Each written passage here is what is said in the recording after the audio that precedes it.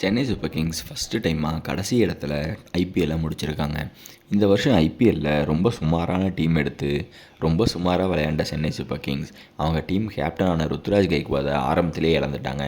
அதுக்கடுத்து தோனி கேப்டன்சியில் நிறையா ரீப்ளேஸ்மெண்ட் பண்ணி டீமை தேற்றலாம் அப்படின்னு நினச்சாலும் அந்த டீமுமே ஒருத்தர் 2 பேரும் தனியாக ஆடுறாங்களே ஒழிய மொத்த டீமாக அவங்க கடைசி வரைக்கும் கிளிக் ஆகவே இல்லை. அதனால் அந்த டீம் ஒவ்வொரு மேட்சும் ஜெயிக்க ரொம்ப கஷ்டப்பட்டாங்க.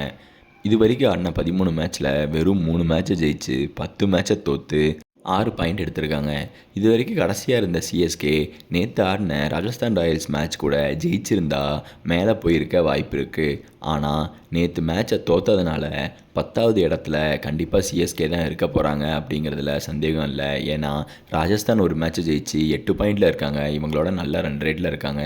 சிஎஸ்கே இந்த தோல்விக்கு யார் காரணம் சொல்லுங்கள் பார்ப்போம்.